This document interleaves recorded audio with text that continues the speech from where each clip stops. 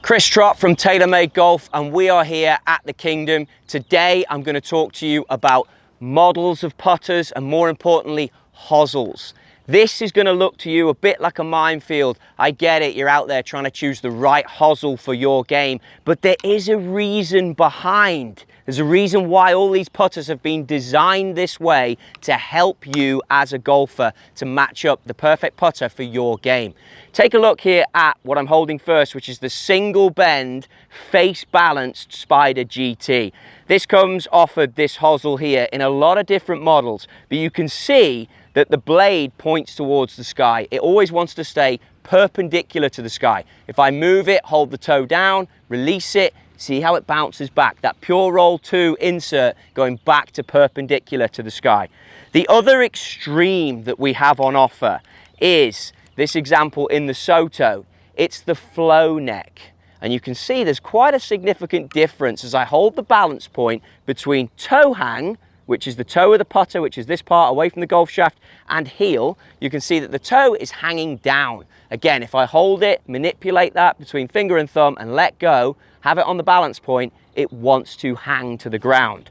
You then have other examples I've got with me here. An L neck, which doesn't quite drop as much. This is a classic looking shape in our putter range. It comes on a lot of different models, very popular with a lot of players. And then the short slant, which has been proven on tour to be extremely popular. That is offering our least amount of toe hang.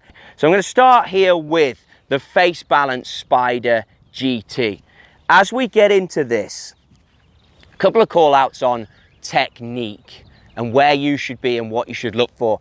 I have a string line down purely for illustration purposes, a drill that you can do at home. And this putter for me, because I've got a golf history, it makes me want to set up a certain way. It guides me into a certain position. But you can see here, with these face balance putters, I'm dropping this ball and it's falling in line with the golf ball, or in some cases, right on top of it. That's what I'm looking for. That's what I'm trying to get. I want my eye line when I set up with a face balance putter, just purely out of technique and knowing golf equipment, I want it to be over the ball. I want to be stacked. I want to feel the ground in my feet. I want my knees and everything to be perfectly set. I want my elbows to be off my body, a little bit robotic. That's the way I feel about it. If this is someone I'm describing your game out there, then I would guide you towards getting into this face balance. And the reason is because as we stroke away from this position and we start the backstroke, the face is going to want to stay square to the path. It's going to come through the strike area, square to the path, and it's going to release, go through, square to the path. That is the motion this putter wants to move in. It wants to move in a pendulum-like motion and stay square to the path as we rock back and rock through. Now, another call out with this putter, if you're someone who generally misses left, and do this on your scorecard as you go around a game of golf, mark where you think you miss putts on the golf course. I want to know left to right putts and right to left putts. Be honest with yourself. I never like people out there guessing what they can measure. And if you're someone who generally misses left, then this blade will want to stay square to that start line. So it's going to actually try and help you as the golfer. That's the whole purpose to why this is engineered this way. Then if we go into the other extreme here, and I'll pick up what is in our Soto and our flow neck, maximum toe hang. This putter's a little bit longer.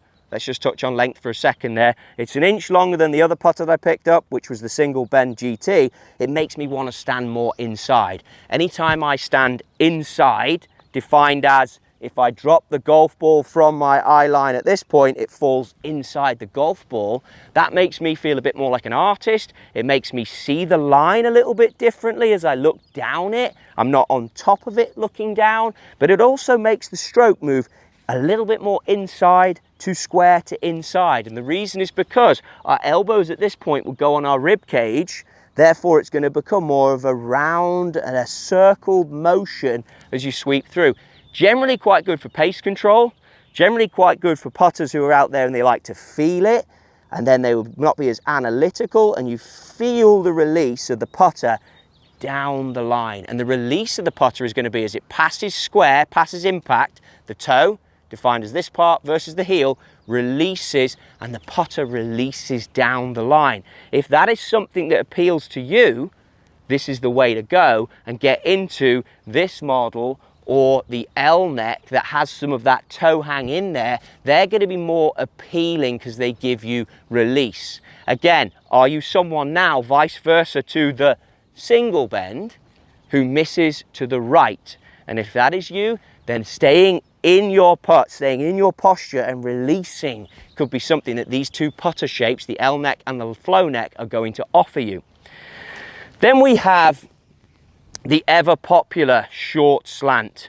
This one that I'm holding is in the Spyder Gt. It's tour proven. It's been used by some of the best golfers in the world. It looks compact. It offers slight toe hang, as you can see, which really marries up to anyone who is either over the golf ball and understands that they want their stroke to come slightly inside to square to inside, or if they actually stand inside but they want the benefits of this neck because this is appealing to them cosmetically. Very popular, hits a lot of golfers. Remember, as you get a 6 foot and under putt, the putter will want to, it can stay straight back, straight through. As you get further away, some of these other hosel options might become more appealing and marry up to that stroke. So again, look at your stats. Think about where you make putts, think about where you miss them distance-wise, think about where you make and miss orientation-wise to the target, and make an honest choice of which hosel type is right for your game. This is something that shouldn't be intimidating, and you can easily get into the perfect putter that is designed to help you improve as a golfer. Good luck with it and enjoy the process.